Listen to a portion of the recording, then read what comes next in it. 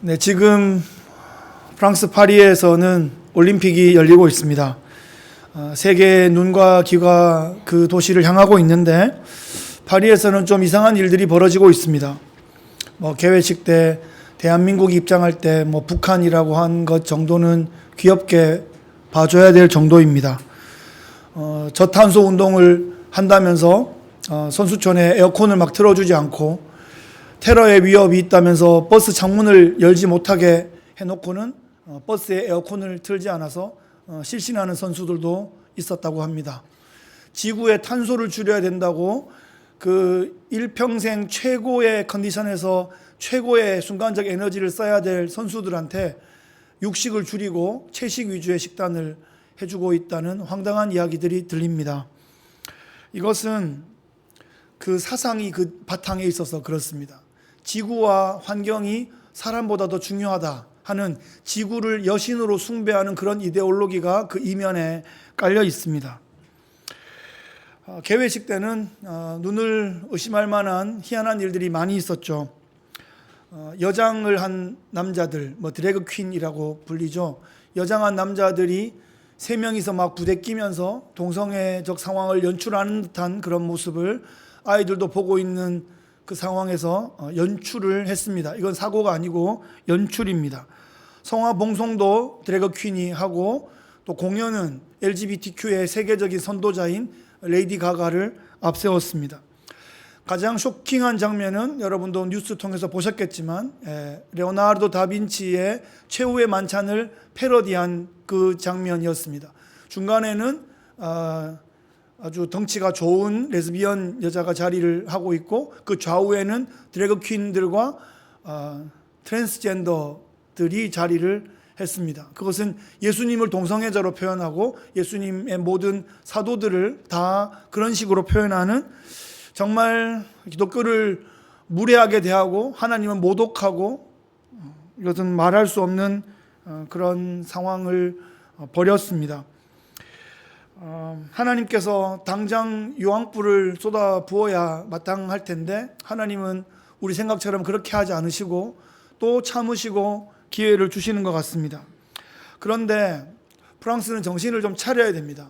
하나님께서 못하셔서 안 하는 게 아니라 참아주시는 거다 하는 것을 알아야 됩니다.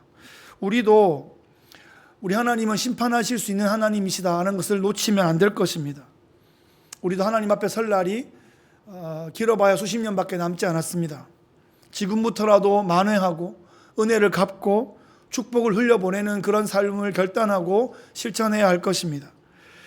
하나님을 우습게 보고 하나님을 조롱하는 것에 대해서는 반드시 그 대가를 치르게 될 것입니다. 오늘 우리는 요나라는 선지자를 만납니다. 그는 아수르 제국이 점점 제국의 위용을 그렇게 키워가고 있을 때 북이스라엘에서 사역했습니다. 그 당시에 북이스라엘 왕이 여로보암 2세인데 제가 말씀드렸죠. 북이스라엘에는 기억할 왕이 둘밖에 없다고. 시작한 왕이 여로보암이고 최전성기 때가 여로보암 2세였습니다. 그때 왜 최고로 강성했냐 하면 아수르가 그때 딴 나라랑 상대하느라고 좀 북이스라엘 놔뒀던 거예요. 내부적인 문제를 수습하느라고 잠깐 놔뒀던 거예요. 여로보암 2세가 잘났거나 그 나라가 힘이 세서가 아니라 잠깐 그런 기회가 있었던 겁니다. 그런데 아수르는 점점점 힘을 키워가고 있었고 아수르의 강성함은 북이스라엘의 생존의 위협으로 다가오는 그런 세계사적인 그런 상황인 거죠. 그런 상황에서 하나님께서 요나를 향하여 이제 니느웨로 가서 내가 전한 이 말씀을 전해라 이렇게 말씀하시는데 요나가 그거에 대해서 어떻게 반응하고 있나 하는 게 오늘 우리가 봐야 할 장면입니다. 요나서 1장 1절 2절에 보시면 처음 장면입니다. 여호와의 말씀이 아미떼 아들 요나에게 임하니라. 이르시되 너는 일어나 저 큰 성읍 니느웨로 가서 그것을 향하여 외치라. 그 악독이 내 앞에 상달되었음이니라 하시니라.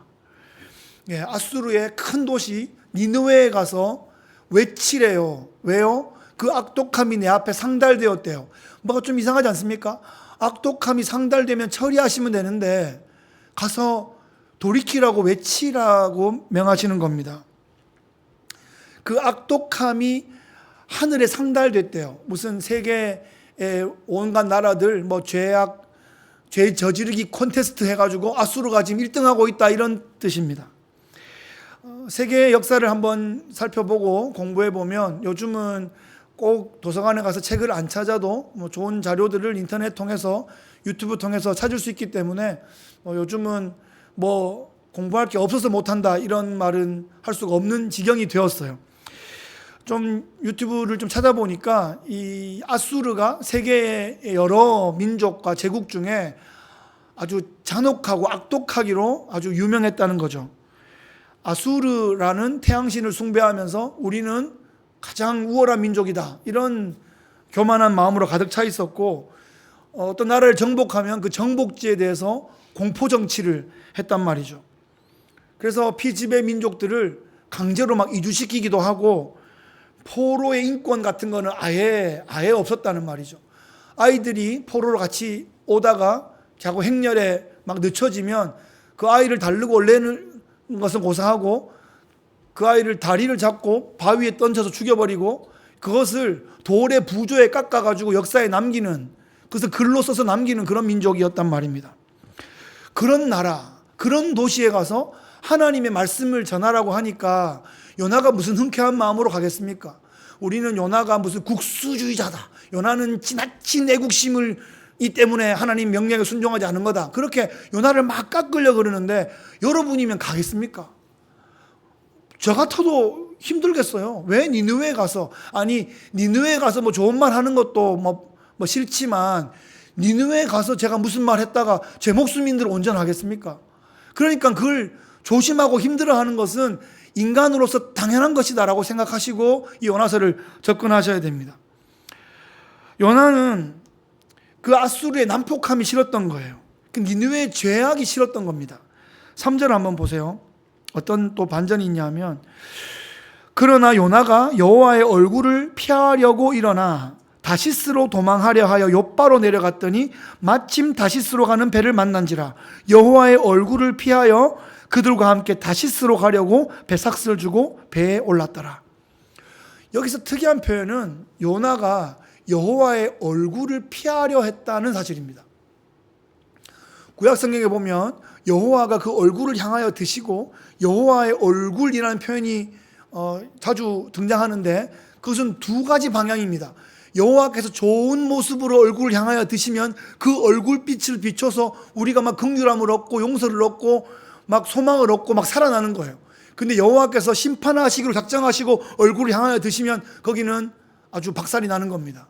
그런데 지금 아수르를 향하여 외치라고 하시는데, 하나님이 니느웨를 향하여 보시는 여호와의 얼굴빛을 요나가 보니까 얼굴빛이 자기 예상하는 얼굴빛이 아닌 거예요. 긍휼의 눈빛으로 니느웨를 보고 계신 거죠. 그게 싫은 거예요, 요나는. 그래서 여호와의 그 얼굴빛을 피하려고 도망치고 있습니다. 반대편으로 도망치고 있어요. 여러분, 니느웨가 어디쯤 있는 줄 아세요?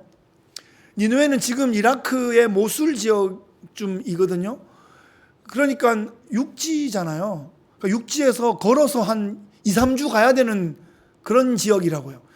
저도 어릴 때부터 교회에서 쭉 자랐으니까 이 요나 이야기, 요나 설교를 얼마나 많이 들었겠어요. 그런데 욥바 항구로 내려가서 다시스로 가는 배를 탔다라고 할 때 저는 꽤 오랫동안, 그러니까 자세하게 좀 배경을 공부를 안 하고 꽤 오랫동안 욥바로 가면 다시스로 가는 배가 있고 니느웨로 가는 배가 있는데 반대쪽 배를 탔구나, 이런 식으로 생각했었거든요. 그런데 니느웨로 가려면 바다로 가면 안 되는 거예요. 땅으로, 육지로 3주를 걸어가야 되는 곳인데, 그냥 욥바 항구로 갔다는 얘기는 그냥 어디가 됐든지 일단은 바다로 튀어, 일단은 니느웨 반대편으로 일단은 반대로 가겠다는 얘기입니다. 마침 다시스는 저기 뭐 스페인 쪽 가는 방향이니까 아주 그냥 도망치는 거예요, 반대로. 근데 마침 또 배가 있네요. 마침 뭐 그 당시는 지금처럼 뭐 인터넷으로 예약하고 가면 배가 딱 있는 그런 상황이 전혀 아니잖아요. 배가 와야 오는 거예요. 있어야 있는 거고. 그래서 배 주변에서 이렇게 막 자고 이렇게 있다가 뭐 배가 일주일 안에라도 오면은 막 감사합니다 그러고 막 타는 상황인데, 마침 다시스로 가는 배가 있어서 그 배를 타고 돈을 내고 타고 갑니다. 일단은 지금 그 배를 탄 다음에 그냥 배 밑창으로 들어가서 그냥 코를 골며 자기 시작합니다. 그런데 그 배는 우리가 요나 이야기 알다시피 이제 큰 풍랑이 일어나서 난리가 나고 살기 위해서 배에 있는 물건 팔려고 실었던 것들을 다 바다에 막 던지고 배를 가볍게 하려고 그 난리를 치고 있습니다. 두려움에 빠진 선원들, 모든 또 승객들이 자기의 신들의 이름을 부르면서 막 비명을 지르고 있는 그때에 밖에서는 막 본인 때문에 난리가 났는데 본인은 정작 배 밑창에서 자고 있는 그런 상황이죠. 그러다가 선장이 이제 배 밑창에 와 보니까 웬 세상 좋게 코를 골며 자고 있는 사람이 있는 거죠. 그러다가 자는 자여 어찌 미뇨 일어나 너의 신에게 부르짖으라 그러면서 요나를 깨웁니다. 요나가 나가서 상황을 보니까 자기 때문에 벌어진 일인 줄 본인이 아는 겁니다. 이거 내가 하나님의 얼굴을 피하려고 도망쳐서 이런 일이 벌어졌습니다. 그 말을 선장이 믿어야 되나요? 안 믿어야 되나요? 예? 일단 그렇게 말하니까. 그런데 또 제비를 뽑으니까 또 요나가 걸렸단 말이죠. 그래서 요나가 자기가 해법을 내는 겁니다. 뭐라고 합니까? 나를 들어 바다에 던져라 이렇게 말합니다. 뭐 자신을 뭐 인신제사로 드려라고 되게 무슨 뭐 희생제물처럼 얘기하는 건지 모르지만 또 한편에 보면 요나는 니느웨로 가기가 싫었던 거예요. 죽기보다 더 싫었던 겁니다. 차라리 그냥 물에 빠져 죽는 게 낫지 니느웨로 가기가 싫다. 그런 마음이 좀 읽혀집니다. 그런데 요나가 죽지 못합니다. 이걸 보면 사명을 가진 사람은 죽고 싶어도 그 사명이 다할 때까지는 못 죽는구나 그런 생각도 듭니다. 하나님께서 그럴 줄 아시고 미리 큰 물고기를 예비해 놨다가 요나를 꿀꺽 삼켜서 그 요나에게 그러니까 에어포켓을 이렇게 만들어 주셔가지고 3일 동안 숨 쉬면서 거기서 살아남게 하신다는 거죠. 여러분 이런 일을 들어보신 적이 있습니까? 여러분이 들어보신 적이 없다 그래서 없는 일이라거나 없을 일이라거나 그렇게 생각하시면 안 됩니다. 우리가 이 작은 몸뚱아리 하나가 뭐 얼마나 많이 경험할 수 있겠습니까? 이것은 역사상 있었던 일이고 그것을 확인해 주신 분이 계십니다. 마태복음 12장 40절에 보시면 예수님이 말씀하세요. 요나가 밤낮 사흘 동안 큰 물고기 뱃속에 있었던 것 같이 인자도 밤낮 사흘 동안 땅속에 있으리라. 예수님이 확인해 주신 거예요. 이것이 역사적 사실이라고. 그리고 그랬던 것처럼 나도 땅속에 3일 동안 있을 거다라고 이 요나의 사건을 예수님의 무덤에서의 3일 동안의 사건을 예표하는 것이라고 예수님이 해석해 주신 겁니다. 요나는 독한 사람이었어요. 사령관의 명령에 불복종하면서 그 명령을 수행하느니 차라리 죽겠다고 대들었던 그런 병사였습니다. 그런데 3일간의 이 영창 생활을 통해서 군대 갔다 오신 분 영창 그러면 우리가 소름이 좀 끼치는 게 있는데 그 영창 3일 딱 갔다 오고 2장 9절에 보시면 주 앞에 이렇게 고백합니다. 나는 감사하는 목소리로 주께 제사를 드리며 나의 서원을 주께 갚겠나이다. 구원은 여호와께 속하였나이다. 이게 지금 숨이 깔딱깔딱 넘어가는 상황에서 물이 출렁출렁하고 물고기가 막 들어오고 막 머리에 막 부딪히고 이런 상황에서 구원은 여호와께 있습니다. 그냥 저 살려주시면 서원을 갚겠습니다. 지금 이렇게 회개하고 있는 거예요. 흔쾌한 회개인지 모르겠어요. 하여튼 안 죽으려고 회개하고 있는 그런 상황입니다. 요나가 명령에 복종하겠다고 그렇게 서원을 하자 물고기를 해변으로 인도하셔서 요나를 토해내게 하십니다. 3일 만에 요나는 햇빛을 보게 되었고 3일 만에 살아났습니다. 근데 요나도 고생이었지만 물고기는 또 얼마나 고생이었겠습니까? 먹 하나 들어와가지고 막 꿀렁꿀렁 거리는데 3일 동안 구역질도 나고 막 죽을 것 같았는데 하나님이 토해내게 하셔서 어쨌든 이 3일의 연단 후에 요나도 살고 물고기도 하여튼 살았습니다. 이 물고기 뱃속에서 죽음의 연단을 받았던 이 요나에게 하나님의 두 번째 계시가 임하는 장면이 우리가 읽었던 3장 본문입니다. 3장 1절 2절에 보시면 여호와의 말씀이 두 번째로 요나에게 임하니라. 이르시되 일어나 저 큰 성읍 니느웨로 가서 내가 네게 명한 바를 그들에게 선포하라. 네, 첫 번째 명령 받았을 때는 여호와의 얼굴을 피하여 도망쳤는데 이번에는 말씀대로 일어나서 니느웨를 향하여 갑니다. 걸어가는 거예요. 갑자기 뿅 하면 뭐 그냥 1시간 만에 가는 곳이 아니라 2주 3주를 걸어서 가야 되는 그 길을 갑니다. 가면서 가다가 자다가 밤 되면 막 별이 막 쏟아지고 아침에는 막 이렇게 서늘하고 그런 시간을 2, 3주를 가면서 얼마나 많은 생각들을 했을까요? 결국 걸어서 그 큰 도시 니느웨에 도착을 했습니다. 그 당시에 니느웨는 아수르의 수도는 아니었는데 나중에 이제 수도가 되죠. 하여튼 아수르의 핵심적인 도시였던 것만은 분명합니다.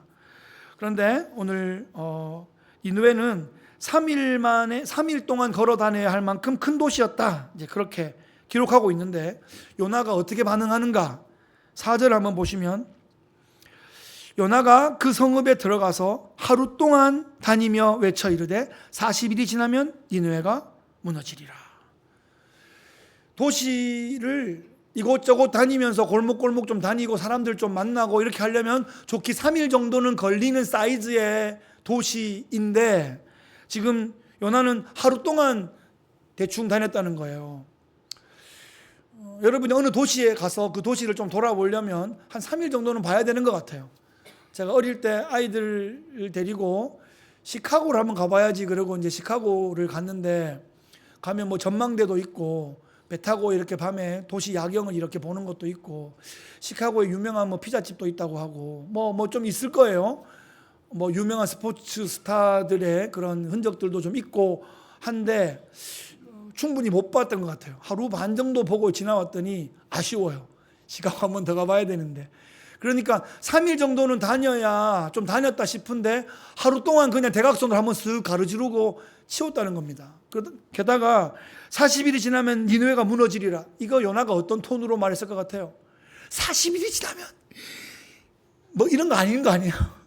지금 피 떼는 고사하고 침도 안 튀었을 것 같아요. 40일이 지나면 니느웨가 무너지리라. 대충 그러고 지나갔을 것 같아요. 이 요나의 마음을 한번 보십시오. 열정이 전혀 보이지 않는 그런 모습입니다.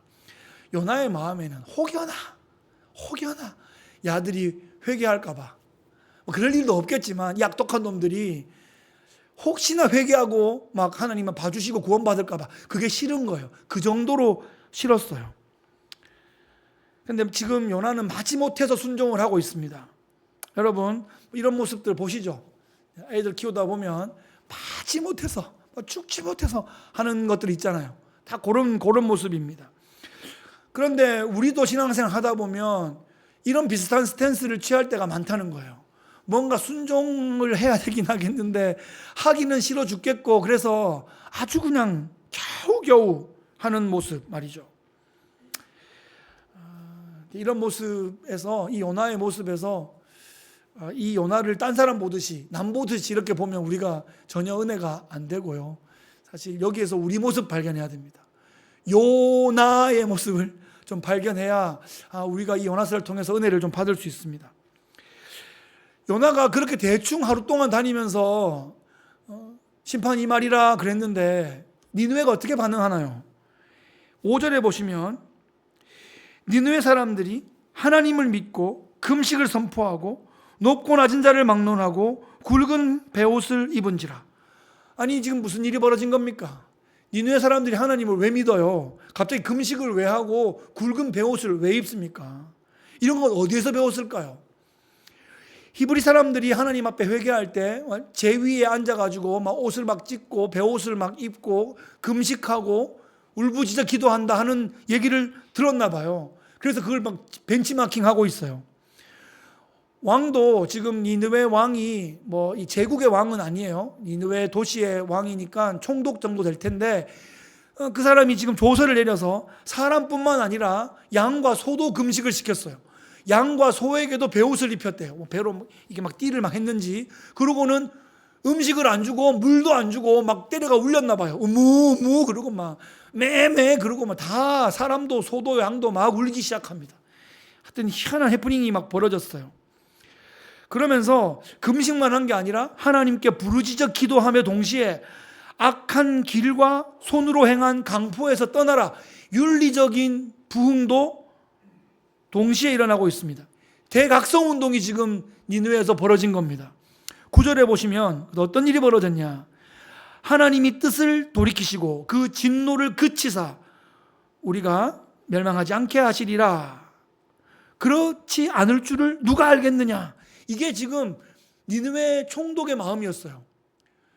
자기들이 잘못한 줄 알아요. 죄 지은 줄 알아요. 그 죄악이 켜켜이 쌓여가지고 그것 때문에 심판할 줄도 멀쩡히 알겠는데, 혹시 이렇게 하면 혹시 진노를 돌이키사 살려주실지 어떻게 알겠느냐. 그러고 같이 기도하고 있는 겁니다. 그랬더니 10절에 이런 일이 벌어집니다. 하나님이 그들이 행한 것 곧 그 악한 길에서 돌이켜 떠난 것을 보시고 하나님이 뜻을 돌이키사 그들에게 내리리라 말씀하신 재앙을 내리지 아니하시리라.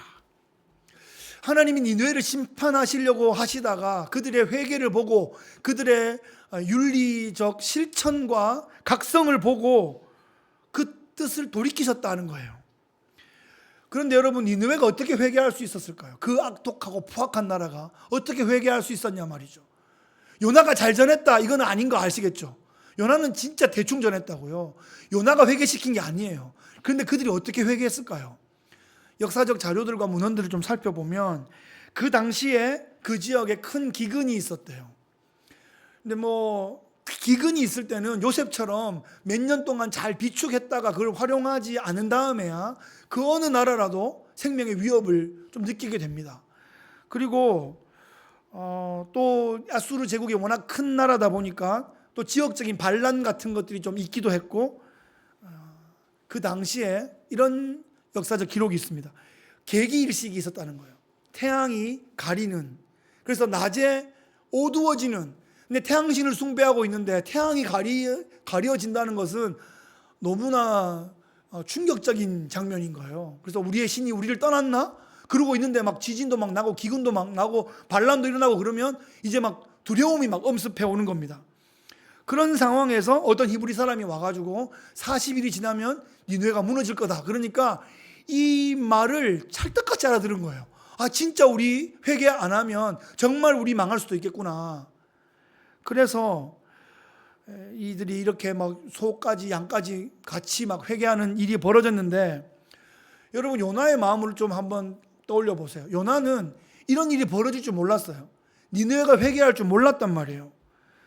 그리고 니느웨 사람들이 지금 딱 요 시기가 아니면 이게 회개는커녕 요나를 막 매달아 가지고 매질해서 죽였을지도 몰라요. 그런데 지금 요나의 예상과는 전혀 달리 이들이 회개하기 시작하잖아요. 이런 일이 있을 수 있어요. 이때는 하나님만 아시는 거예요. 이 상황은 하나님만 준비하실 수 있어요. 그렇기 때문에 우리는 하나님의 계시를 믿는 거고 또 하나님의 명령에 순종하는 것입니다. 요나를 딴 사람 보듯이 보지 마시고 요나의 마음에 한번 공감해 보세요. 우리의 마음도 요나의 마음과 비슷합니다. 우리는 니느웨가 회개하지 않을 줄 압니다. 그리고 니느웨가 회개하지 않아야 한다고 생각합니다. 니느웨같이 하나님을 대적하는 나라는 망해야 싸다고 생각합니다. 소돔과 고모라처럼 유황불 쇼를 맞아서 완전히 다 불타는 도시가 될 것이다 라고 생각하고, 여러분 요나서 4장에 보면 박넝쿨로 딱 천막 치고 그 유황불 쇼 보려고 그 위에 앉아 있다가 안 망하니까 또 화를 낸 거 아니에요. 그러니까 요나의 순종은 온전한 순종도 아니었다는 말이죠. 요나는 끝까지 잘한 게 없는 거예요. 그런데 여러분, 모든 상황이 하나님에게 달려 있습니다. 우리가 판단하고 우리가 시행하는 것이 아닙니다. 그러니까 우리 하나님의 뜻을 거슬러서 오버해도 안 되고 하나님의 뜻에 미치지 못하게 불순종해도 안 되는 겁니다. 악인들에게 하나님의 은혜가 임하면 이 악인들이 회개하여 돌이키고 하나님의 사람이 될 수 있습니까? 없습니까? 그런 일이 있을 수 있다는 거예요. 자주 일어나는 일은 아닐 수 있겠죠. 우리 머릿속으로 계산은 안 되겠죠. 그런데 그런 일이 있을 수 있다는 겁니다. 성경에 그런 사람들이 기록되어 있고 교회 역사에 그런 사람들이 기록되어 있고 여러분이 아는 사람들 중에도 있을 수 있어요. 제가 아는 분 중에도 몇 분이 있어요. 아주 그렇게 심각하게 막 핍박하고 그러다가 성공하려고 미국에 왔다가 예수님 만나고 신학교 가서 목사님 되신 분이 계십니다. 그분이 누구신가? 여러분, 제 위임식에 참석하셨던 분들은 보셨던 분이에요. 영상 2번째 나오셨던 목사님이 그분인데, 이제 한번 뵐 기회가 있으면 좋겠습니다. 여하튼 여러분 이슬람권에서 그런 일이 막 벌어지고 있어요. 교회를 막 불태우고 막 그런 사람이 꿈에 예수님을 막 만나가지고 크리스찬 선교사를 찾아갔더니 그분 예수님이라고 복음을 전하니까 막 귀가 마음이 막 열려가지고 예수님 믿고 그분 막 조수 막 됐다가 자기 동족을 위한 선교사가 되기도 하고 그런 일이 벌어집니다. 이슬람권에서 전도가 잘 안 되죠. 어떤 선교사님이 터키에 가셔서 10년을 살았는데 한 명도 전도를 못 하셨대요. 한 명도. 그러다가 어떤 사람이 한 명이 믿게 돼가지고 11년 차 때 몇십 명이 부흥했던 그런 역사를 제가 뉴저지에서 들은 적이 있는데 여하튼 그때를 알 수 없기 때문에 7년 차에서 그냥 망하면 뭐 어떡합니까? 10년까지 갔다가 그냥 후원을 포기하면 어떡합니까? 그런데 하나님께서 하시는 일들이 있다는 말이죠. 무슬림도 예수님 믿을 수 있고 극악한 테러리스트들도 구원받을 수 있는 거예요. 우리의 실력으로는 할 수 없지만 하나님의 때가 있기 때문입니다. 그래서 오늘날에 우리가 이슬람권 전도도 여전히 하고 있습니다. 근데 아까 말씀드렸듯이 이 요나서에는 요나가 잘한 건 전혀 보이지 않습니다. 오직 하나님께서 이 요나서를 구원의 이야기로 써가고 계시는 겁니다. 그래서 결론에 보면 좌우를 분별하지 못하는 12만 명이 구원받는 역사가 요나서의 결론이 나 있습니다.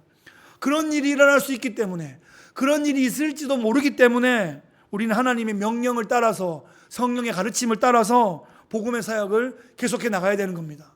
여러분 아시겠습니까? 여러분 이 심각한 얘기를 제가 이렇게 하고 있는데 아시겠습니까 여러분? 그렇습니다. 오늘 제가 설교 제목을 다소 도발적으로 잡았는데 프랑스여 회개하라. 제가 설교를 24년째 하면서 나라 이름을 설교 제목에 넣어본 적이 없습니다. 대한민국, 북한, 미국, 이스라엘 할 것 없이 몇 주 전에 예루살렘은 넣은 적이 있는데 하여튼 프랑스여 회개하라. 하여튼 그만큼 지난 한 주 동안 봤던 이 프랑스는 참 특별했습니다. 여러분 프랑스 하면 뭐가 떠오르십니까? 저 프랑스에 배낭여행 며칠 가가지고 하여튼 에펠탑 근처만 뱅뱅 돌았던 것 같아요. 와, 이 텔레비에 보던 그 에펠탑인가 싶어서 막 걸어 올라갔다가 내려왔다가 밑에서 찍고 막 그랬는데 또 뭐 명품 좋아하시는 분들은 뭐 루이비통 뭐 이런 거 좋아하실지 모르겠습니다. 뭐 음식 좋아하시는 분들은 파리바게뜨 뭐 이런 거 좋아하실지 모르겠습니다. 그런데 세계사적으로 프랑스 하면 가장 중요한 사건은 프랑스 대혁명이죠. 이것이 절대 왕정에 반대하는 시민혁명이었고 그 이후 세계 역사 가운데 모든 시민혁명들의 롤 모델이 되었다 이렇게 볼 수 있겠습니다.